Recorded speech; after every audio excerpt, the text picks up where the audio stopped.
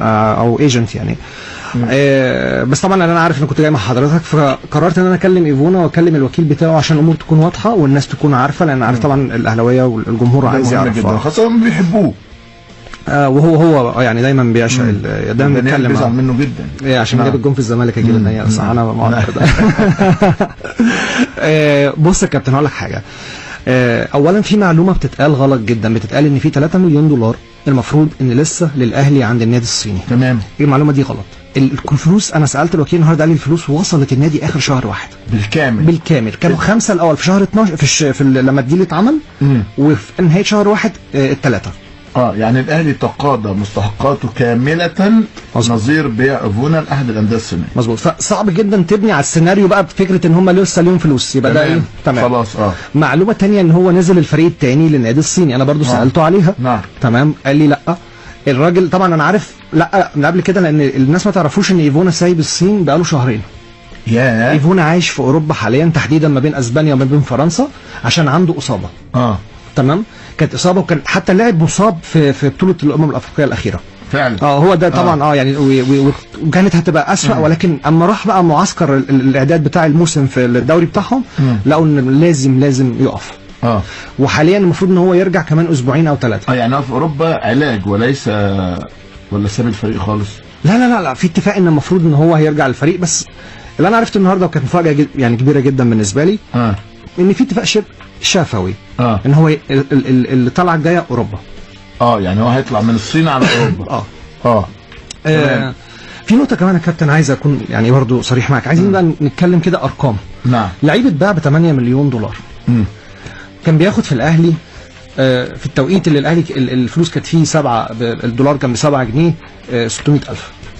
راح الصين بياخد 600,000 دولار. نعم. راح الصين بياخد 2 مليون دولار نت.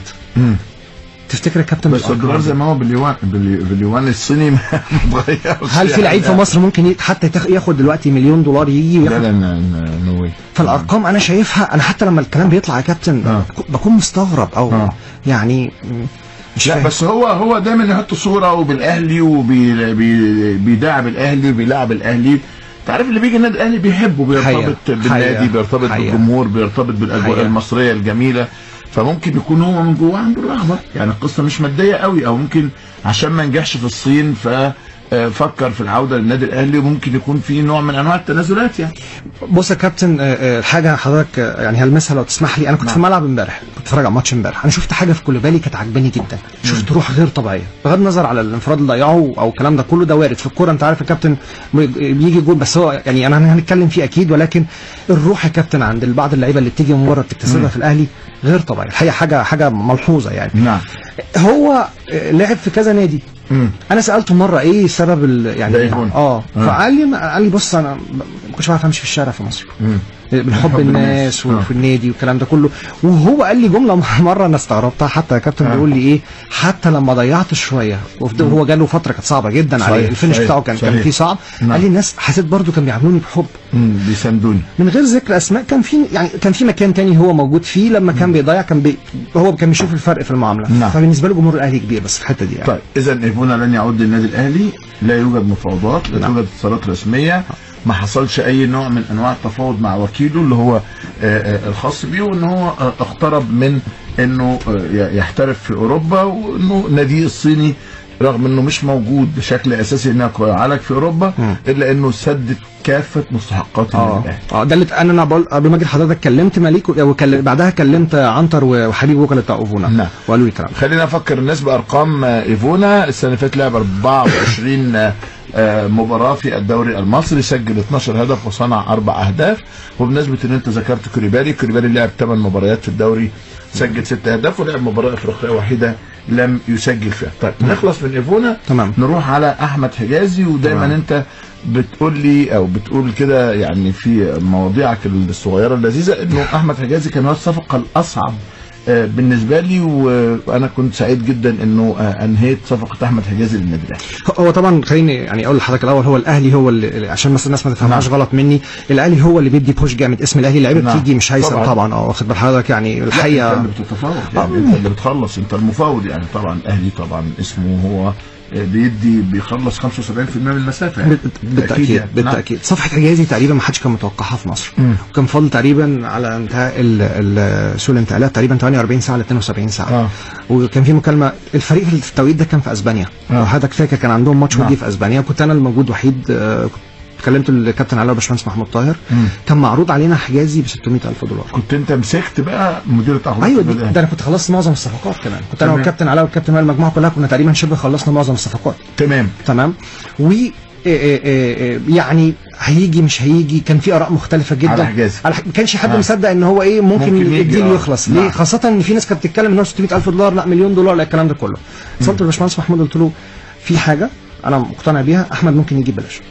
احمد حجازي فقال لي لا انا مش مقتنع يعني. قلت له طب من فضلك الديل اللي وصل لك او الوكيل اللي جاب لك الرقم ده اديني مساحه 48 ساعه. وكانت كام؟ ربنا كرمني فيها جدا. احمد كان راجل معايا جدا على فكره، احمد برضه حجازي بص بره الملعب جوه الملعب يا كابتن شخص محترم جدا جدا يعني. بس بص يا كابتن يعني حتى هو تعرض في البدايه ان قال لك لا الصفقه مش عارف ايه، اثبت يعني. انا من الحاجات اللي انا فخور بيها الواحد اشتغلها فعلا مع التيم اللي كان موجود ساعتها، ويعني فخور بيه يعني، فخور ان هو موجود، ربنا يكرمه ان شاء الله. تعبت فيها؟ كانت شد اعصاب. ايفونا والصفقات الثانيه كان واضح مين خصمك. حجازي الوقت كان خصمك، الوقت كان خصمك، وان حجازي من اللعيبه القليله جدا اللي جت دايركت تسمع يعني من اصل يعني من اسماعيلي. تمام. وبعدين قال لي جمله انا قلت له انا حتى لو انا هتمسك بيك اكتر. قال لي انا ولائي وانتمائي واحترامي للبلد اللي انا طلعت منها، مش عايز ازعل حد مني خالص. كان يعني الولد مخلص جدا يا كابتن، فاحترمته قوي ان هو يعني كان صريح جدا معايا، والحمد لله خلصنا. طيب خلينا نخلص بقى من احمد حجازي ونخلص من قرني هيثم عرابي مدير التعاقدات السابق بالنادي الاهلي. معلش لازم افتح معاك برضه شويه موضوعات، لانه كان مثلا في رامي ربيعه، كان في صالح جمعه، وكان في ايديك كهربا، وكان في ايديك حمودي. ما جبتوش كهربا ولا حمودي، وجبت رامي وصالح. رامي النادي الاهلي احمد الشيخ طبعا. رامي نجح جدا. احمد الشيخ كان باد لك وبس، هو عائد مره اخرى النادي الاهلي. لكن صالح جمعه لم ينجح في النادي الاهلي. الكواليس والاسرار لان ده مهم جدا. بص يا كابتن يعني عشان بس افهم الناس احنا كنا بنشتغل ازاي. تمام. انا راجل بروح للكابتن عبد الصادق والكابتن وائل